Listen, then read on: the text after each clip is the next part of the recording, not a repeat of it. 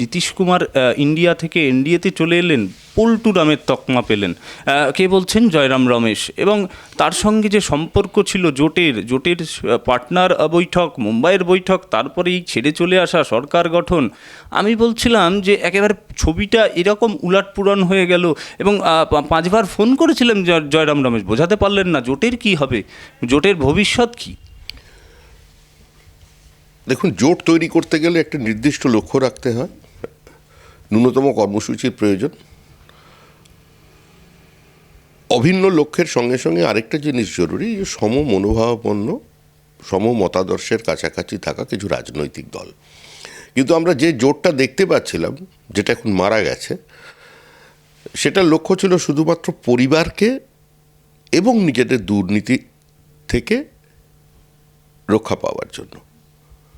একদিকে পরিবার বাঁচানোর লড়াই, অন্যদিকে দুর্নীতির বিরুদ্ধে কেন্দ্রীয় তদন্তকারী সংস্থার তদন্ত বন্ধের লড়াই। এই লড়াইকে সামনে রেখে আর যাই হোক, কোনো সুস্থ স্বাভাবিক গণতন্ত্রে কোনো জোট তৈরি হতে পারে না। নীতিশ কুমার আমাদের সঙ্গে গত বিধানসভা নির্বাচনে প্রতিদ্বন্দ্বিতা করেছিলেন। প্রজেক্টের চিফ মিনিস্টার ছিলেন নীতিশ কুমার। তার আসন সংখ্যা অত্যন্ত কম ছিল, কিন্তু তারপরেও তাকে আমরা মুখ্যমন্ত্রী হিসেবে মেনে নিয়েছিলাম। বিজেপি কারোর হাত ছাড়ে না। আমরা জোট ধর্ম পালন করেছিলাম, উনি চলে গিয়েছিলেন। যাদের কাছে গিয়েছিলেন তাদের বিরুদ্ধে লড়াই ওনার রাজনৈতিক অবস্থানের প্রাথমিক শর্ত ছিল। তো দীর্ঘদিন সেই অবস্থানটা থাকতে পারে না, কিন্তু পরিস্থিতির বাধ্যবাধকতায় এবং নিড অফ দ্য আওয়ার যেটা, সেটাকে মাথায় রেখেই উনি ফিরে এসেছেন। তো ভারতবর্ষের রাজনীতিতে এই ধরনের কম্বিনেশন কাঙ্ক্ষিত না হলেও এটা চলছে এখন। আর্ট অফ দ্য পসিবল, রাজনীতি সম্ভবতার শিল্প। এবং এই মুহূর্তে ভারতবর্ষের মানুষ একটা নির্ণায়ক সরকার চায়, স্থিতিশীল অর্থনীতি চায় এবং আধুনিক ভারতবর্ষকে আধুনিক প্রজন্মের চোখ দিয়ে দেখতে চায়। তো সেখানে নরেন্দ্র মোদী ছাড়া আর কোনো বিকল্প নেই। এই যে জোট নিয়ে যারা আলোচনা করছেন, এরা যদি নিজেদের মধ্যে সুসম্পর্ক বজায় রাখতে পারেন, যদি নিজেদের একটা কোনো রাজনৈতিক মতাদর্শের ভিত্তিতে বা কর্মসূচির ভিত্তিতে ঐক্যবদ্ধ হতে পারেন, তাহলে 2029 সালের নির্বাচনে একটা লড়াই দিতে পারবেন। 2024-এ কোনো জোটের কোনো সম্ভাবনা নেই। না, জোটের সম্ভাবনা থাকুক না থাকুক সেই বিষয়টা তো আছেই, কিন্তু তার সঙ্গে দেখলাম জোটের আরেক শরিক মমতা ব্যানার্জি, রাহুল গান্ধী মণিপুর থেকে হাঁটা শুরু করে অসম হয়ে যেই পশ্চিমবঙ্গে এলেন, জলপাইগুড়িতে বাঁধল বিভ্রাট। এবং দলের লোকজন তারা কিন্তু প্ল্যাকার্ড হাতে দাঁড়িয়ে পড়লো, মমতা ব্যানার্জি ইজ এনাফ। তাহলে আমি বলছিলাম যে জোট শরিকের এহেন আচরণ, মমতা ব্যানার্জিকে ইনফরমেশন দেওয়া হয়নি বলে, কোথায় রইল জোট ধর্ম? না, জোট বলে তো কিছু নেই। আমরা তো বলছি জোট মারা গেছে।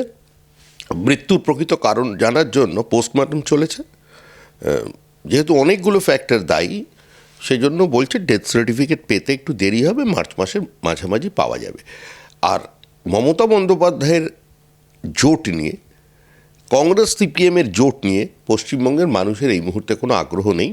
এবং স্বাভাবিকভাবে যদি মানুষেরই কোনো আগ্রহ না থাকে, রাজ্যের মুখ্য বিরোধী দল যে বিজেপি, আমাদের আগ্রহ থাকবে কেন? আমরা এই নিয়ে কোনো আলোচনাতেই ইন্টারেস্টেড নই। আমরা আমাদের নিজস্ব কর্মসূচি, আমাদের প্রধানমন্ত্রী, আমাদের ভবিষ্যৎ এবং 2047 সালে ভারতবর্ষকে পরম বৈভবশালী রাষ্ট্রে উত্তরণ করানোর যে কর্মসূচি, সেটা নিয়ে আমরা এগিয়ে চলেছি। আমরা চাই এখানে জোট হোক, কংগ্রেস, সিপিএম, তৃণমূল কংগ্রেস, আইএসএফ সব মিলেমিশে একদম ঐক্যবদ্ধ হয়ে একটা জোট করুক। সেটাকে স্বাগত জানাচ্ছি আমরা। তবে আমরা এই জোটের আলোচনায় আমাদের কোনো উৎসাহ নেই। হ্যাঁ, কিন্তু যাত্রা চলেছে। মণিপুর থেকে যে যাত্রা, একটা সূর্য দেখতে পেয়েছিলেন প্রশান্ত কিশোর, এই যাত্রার শুরুর সময় তার স্টেটমেন্ট, এই যাত্রা ভারতবর্ষকে নতুন সূর্য দেখাবে। সামনে লোকসভা ইলেকশন, নতুন সূর্য আসবে। নিজেরাই নিজের বাড়ির জানলা দিয়ে সূর্য দর্শন করে নেবেন। এখানে তো কাঞ্চনজঙ্ঘা ভালো সূর্যোদয় দেখা যায়। আশা করি রাহুল গান্ধী ওখানে দেখে আসবেন। পশ্চিমবঙ্গের অনেক ভালো জায়গায় সূর্যাস্ত এবং সূর্যোদয়ের মনোরম দৃশ্য তিনি দেখতে পারেন। আর নিজের দলকেই ঐক্যবদ্ধ রাখতে পারছেন না, উনি কি জোট তৈরি করবেন? রাহুল গান্ধীকে তার দলের নেতারাই খুব একটা সিরিয়াসলি নেয় না। সুতরাং মানুষ কি করে নেবে? একদমই তাই। আমি সিএ এর প্রসঙ্গে যদি একটু আসি, সিএ সারা দেশে সিএ যদি লাগু হয় তার কি প্রভাব পড়তে চলেছে লোকসভায়? সিএ একটা ঘোষিত অবস্থান।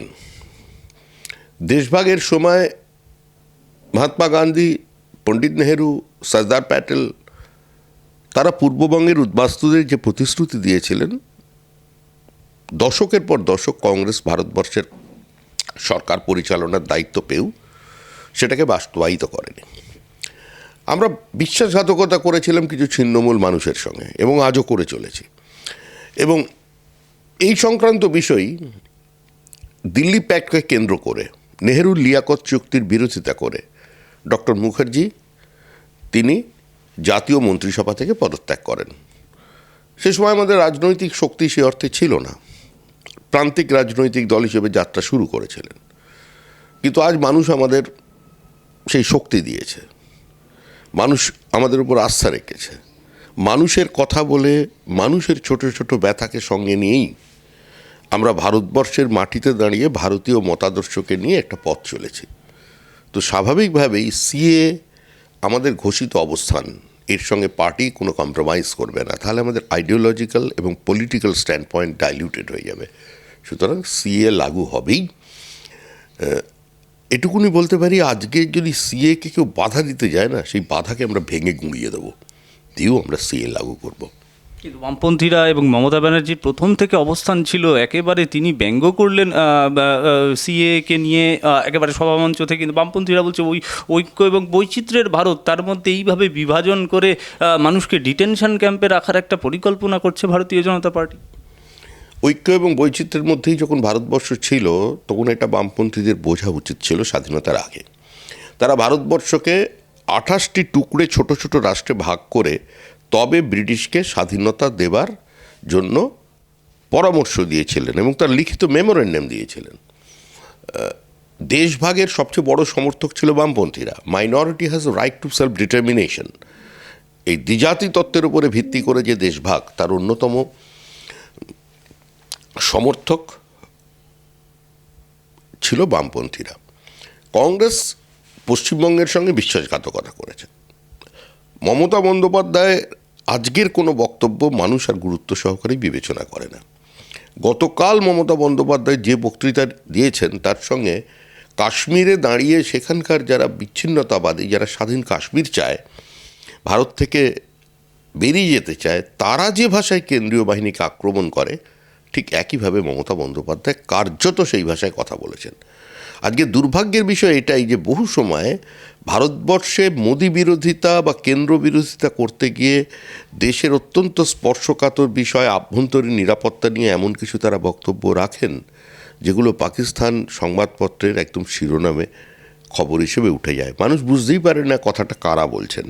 তো এই পরিস্থিতির মধ্যে দিয়ে আমাদের এগিয়ে যেতে হচ্ছে।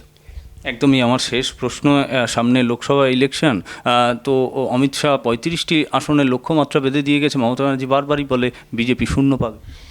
গতবারে বলেছিলেন 2019 বিজেপি ফিনিশ 42-এ 42।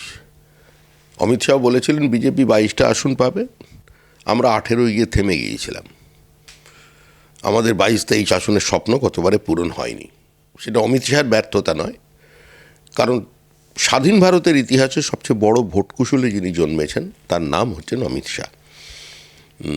আমাদের নিজেদের কিছু সাংগঠনিক ব্যর্থতার কারণে, আমাদের কিছু দুর্বলতার কারণে আমরা আমাদের নির্দিষ্ট লক্ষ্যমাত্রায় পৌঁছতে পারিনি। কিন্তু এবার 2024-এর লোকসভা নির্বাচনে বিজেপির পশ্চিমবঙ্গে প্রাপ্ত আসনের সংখ্যা 24-এর পর থেকে গোনা শুরু হবে।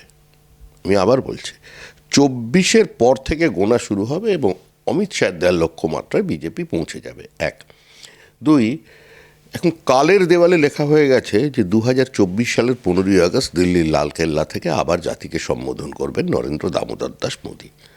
যারা জোটবদ্ধ হচ্ছেন, যারা বিরোধিতা করছেন, তারা এটা জানেন। এমনকি তৃণমূল কংগ্রেসের কোনো কর্মীও বিশ্বাস করেন না যে মমতা বন্দ্যোপাধ্যায় পরবর্তী দেশের প্রধানমন্ত্রী হবেন। তাই প্রত্যেকের জন্য 2024-এর 15ই আগস্ট একটা নির্দিষ্ট আসন তৈরি আছে। লালকেল্লায় মোদি আর রেড রোডে দিদি। একদম আমি আমি আমি কেবলমাত্র স্পেসিফিক একটা জিনিস জেনে নেব, একটা বিষয় যাকে 5বার ফোন করলেন কংগ্রেসের সাধারণ সম্পাদক জয়রাম রমেশ, ঠিক তার পরের দিন বললেন পল্টুরাম। কি ধরনের ভুল বদল এটা? এ নিয়ে আমাদের কোনো উৎসাহ নেই, এর উত্তর নীতিশ কুমার দিতে পারেন। প্রশ্নটা ভুল বদলের নয়, প্রশ্নটা হলো চলমান রাজনীতি, প্রশ্ন হলো যুক্তরাষ্ট্রীয় ব্যবস্থা, কেন্দ্র রাজ্য সম্পর্ক, প্রশ্ন হলো সংঘাত নয় সমন্বয়ের পথ, প্রশ্ন হলো উন্নয়ন, প্রশ্ন হলো ডবল ইঞ্জিন সরকার। সেই জন্য আবার যেখান থেকে শুরু করেছিলেন নীতিশ কুমার সেখানে আসতে বাধ্য হয়েছেন।